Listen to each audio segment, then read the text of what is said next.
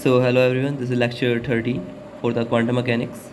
So in the last lecture I have given you these questions. So we're discussing about the how you transform your wave function from the position space to the momentum space, and I have given you the formulas, and I have given you this example also that you can convert this wave function that is in position space to the momentum space by using a simple formula where this was your psi x and this was the simple formula you used from here. So I have given you these two questions, so hope you tried. So let me give you the solution. So wave function of a particle in 1D position space is given by this: psi x equal to a cos k naught x, where k naught is positive constant, a is constant. Okay. So we need to find the corresponding wave function in the momentum space and also the possible values of momentum. So first, to find the momentum space, means this function in the momentum space, you will use the same formula. In place of this, you will get this psi x this time. So write the formula. So it will be like this: 1 upon 2 pi h cut minus infinity psi x. So in place of psi x, you will write a cos k naught x. Now see, you know how to represent these cos and sine function. For cos k naught x, it will be exponential I k naught x plus exponential minus I k naught x divided by 2. And if it was sine, then here it will be 2 iota and here it will be minus. So that's how you can represent them in terms of exponential. So you must know this thing. So if you can write this in this form, so you will use substitute in place of cos k naught x, this one here. So you will take this a outside because this is constant. Now you will put it here, this thing. So it will be this, means 2 is also outside. So inside you will get only this. So this will be multiplied with this and this also will multiply with this. So you can separate them for the different integrals. Now you will get this thing and this thing. So see, we are getting the same as the delta function we described. So you will just get means this is just nothing but you will multiply 2 pi, then it will give you again delta function will be this of this. So delta k naught minus p by h cut here and delta k naught plus p by h cut here. So this is a simple thing. We already discussed delta function in detail. So this is nothing but delta function. Okay. So your wave function in the momentum space will be this. Now momentum values can be, because this delta function exists when this is 0 inside. So this p by h cut should be equal to k. So it means p should be equal to h cut k, and here p can be minus h cut k also. So these are the two values possible for the momentum. Okay. So only on those values this exists, otherwise this will turn out to be 0. Okay, because these delta function are means they exist on a particular point, otherwise they turn out to be 0. So you won't get your phi p anywhere other than these points. So let's see the next question. The wave function of a particle in 1D system is given by this: psi x a exponential minus alpha mod x, where alpha is positive constant. We need to find the corresponding normalized wave function first. Then we need to find that function in the momentum space. So first we need to normalize this function. Then we need to find this function in the momentum space. So let me tell you how to normalize this thing. So I already told you what is the meaning of normalization.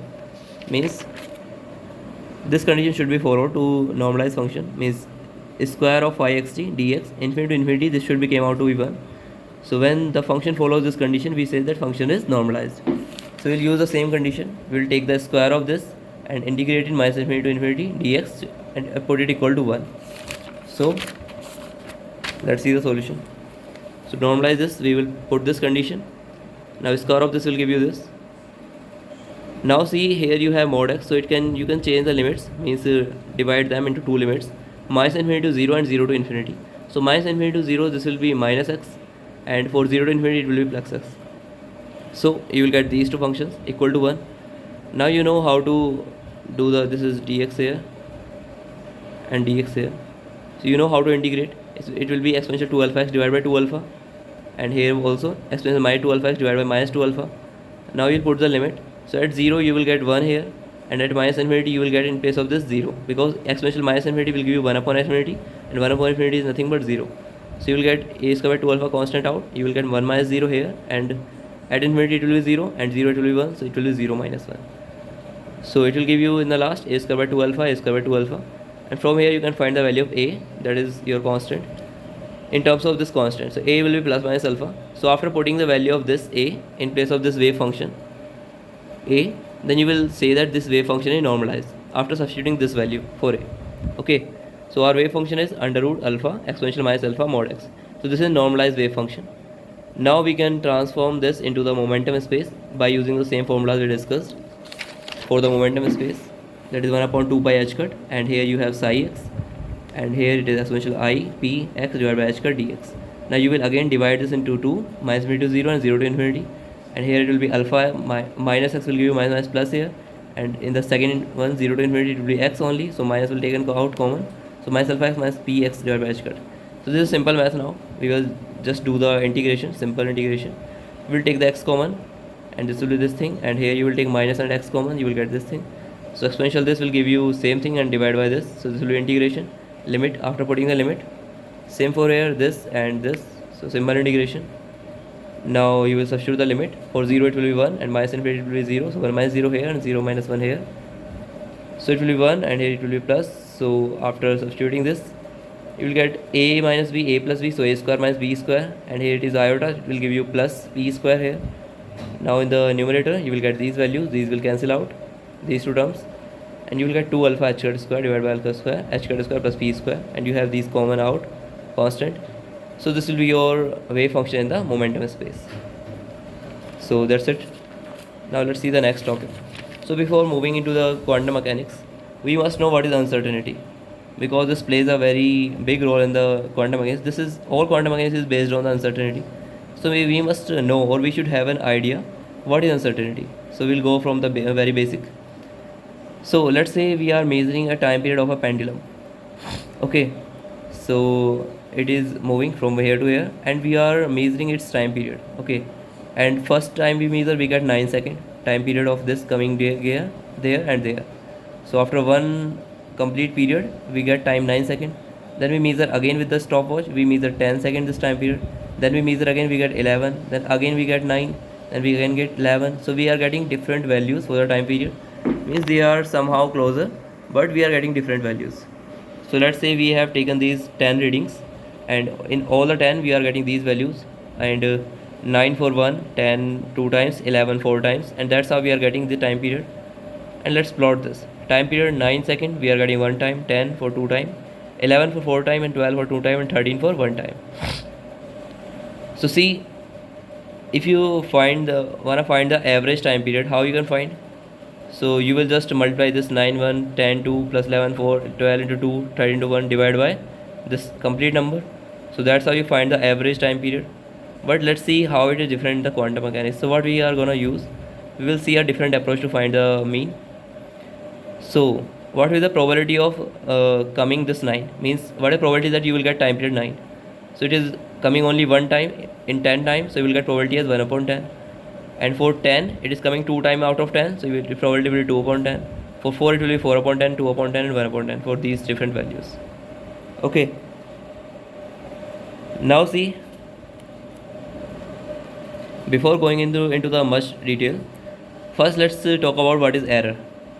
So error is nothing but the difference, or the, you will say, deviation from the real or true value. Okay, now how we know what is true value?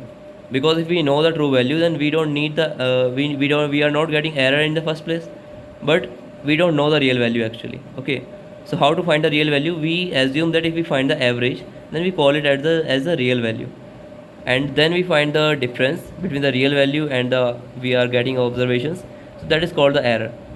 Like for this, if we find the average, adding all them and then divide by 10, we will get the average value.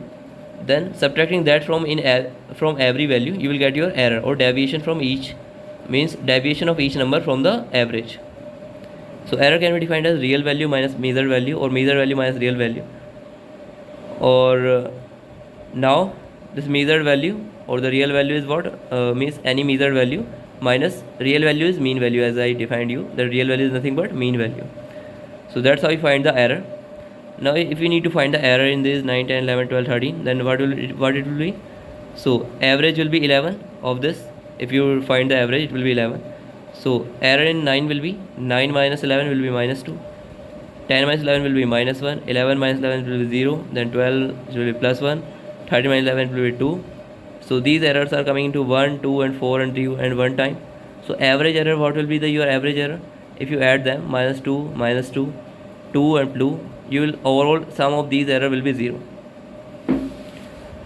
So see, this average came out to be, average error will be 0.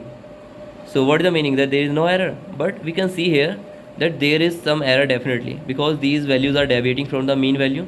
The error should be there, but from the sum of this d, that is deviation, we are getting 0. So where we are going wrong. So we will discuss it later. Let's see first how to find the average. Okay, with the help of this probability. Now see what is average. 9 coming into one time, plus 10 into 2, plus 11 into 4. So we'll take this all multiply. Then we will divide it by 10. Now we can write it in form of 9 into 1 upon 10, plus 10 into 2 upon 10, 11 into 4 upon 10, plus 12 into 2 upon 10. We can write in this form. Now see what is this 1 upon 10, 2 upon 10, 4 upon 10, 2 upon 10, and 1 upon 10. These are the probabilities of occurring these numbers or these periods 9, 10, 11, 12, 13. So we can write this 1 upon 10 as probability of occurring 9, and this 2 upon 10 for probability occurring 10, and probability 11, probability 12, probability 13. So see, the average of t is nothing but that value and the probability of that value. So we can write this average of t is nothing but summation I, where I goes from ti and pti. So for all the time periods, it will be t1, pt1, t2, pt2, and that thing, that summation will give you your average value. So that's how we define our average value, and this is a very important formula. We will use it very much in the quantum mechanics. So you must know this formula. Okay, so this is the another way to find the average in the form of probability. Now see, we can find, now we have the average value and we need to find a error now. So we will just subtract that from the measured value, and here we are getting 0. So what is solution of this? Because there is some error definitely, but we are getting 0, then what is the problem?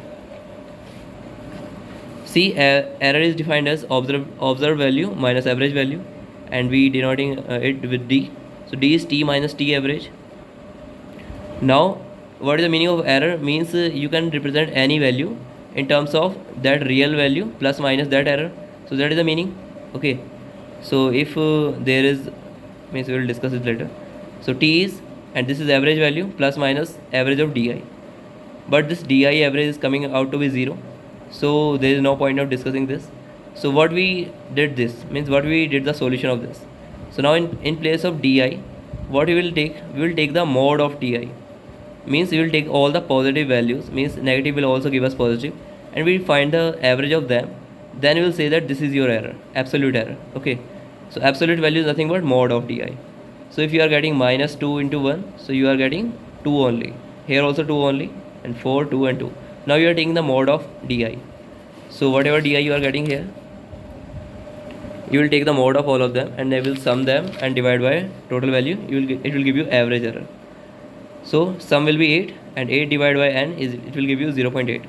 So mean absolute error, that is MAE, is given by 0.8 here. Now you can write your true value as this, means you always mention this error in any observation you are doing. Okay, so this is nothing but real value and plus minus error, that is 0.8. This tells you that your true value can deviate up to 0.8 in the plus side also and minus side also. So in plus side will be 11.8 and minus side will be 10.2. So this can vary up to this value. So this is the meaning. So that's how you can write your t, that is 11 plus minus 0.8. Now this was the solution. Now what happens that for in quantum mechanics we use a continuous values, means there are continuous variables. So when these values are or observations are very large, then we can't just use this absolute error thing, because you are getting values very far away also, and this is not giving you good results. So we amend this and we find a way, means much better thing, that is now we will take the square of di. In place of mod, we will take the square of di. So we don't need to take the absolute value, we will just square the value. So it will again make it positive and it will give you a bigger value. So when we did this square, then we add this and find it the average, it will give you 1.2. Now it is, we call this mean square error. Okay, this one, because it is a square one and we are taking the mean and average, so it is mean square error. Now it will give you this 11 plus 1 plus minus 1.2. Now range will be 12.2 to 9.8. Now see, this range is larger than this, so there is something wrong here also, because this is overestimation of error, means we are getting a very large range, so that is not helpful here, helpful to us, because this value is means is spreading out too much. So this is overestimation of error. So what we did here, to reduce this value, we took the under root of this. Means it was MSE, mean square error. We take the root mean square error. So under root of this is nothing but, that is called the standard deviation. And that is the uncertainty we define in the quantum mechanics. So we, after taking the under root, we will get 1.1 value. So it will be reduced from this 1.2. So now this is called the standard deviation, and this is sigma di square by n, and we call this uncertainty in the quantum mechanics. So this will be, we will use this thing in the quantum mechanics. So you must know what is standard deviation. This is this. Okay. So let's see some more things. So average of any t is defined in this form. Ti, Pti, that is probability. We already find it this formula, how to define this. Now see, if you want to find the average of t square, then you will square the every value, ti square, t1 square, t2 square, t3 square, but probability will be same for t1, t2, t3 because you are taking the square of that value. So it will be again 9 square into 1, 10 square into 2, 11 square into 4. You will see that probability is remaining same. So you can define that t square is again same as ti square pti. Okay. So you can take any function of t, but here it will remain same pti. So it can be like, we can define a general formula for any function f, average f. It will be f and p f, fi. Okay, and I is going from 1 to n. So and f can be any function, a square, a cube, a4. So whatever it is, here it will be only p a. Okay, mean p f. So that is the thing I am trying to convey here. So we'll see the application of this now. So let's say we have d. We know what is d. D is the error or deviation from the measured value minus the real value. Now this is your d, and average of d is nothing but sigma di divided by n. So we defined it. This is the first thing we defined here. So we are talking about that d. Now see, using this formula, we can find this average d as di and probability of di. And what is di? Di is t minus t. And c, again this is function of t, so we will take here in place of this pt function. Okay. So let's solve this and let's see what we get for this average of d. So multiply this t pt, and this is summation of t pt minus this is t, this is constant some value, average value, so it will be outside, and sigma of pt. Now this is nothing but t pt. From here you can see that this is average.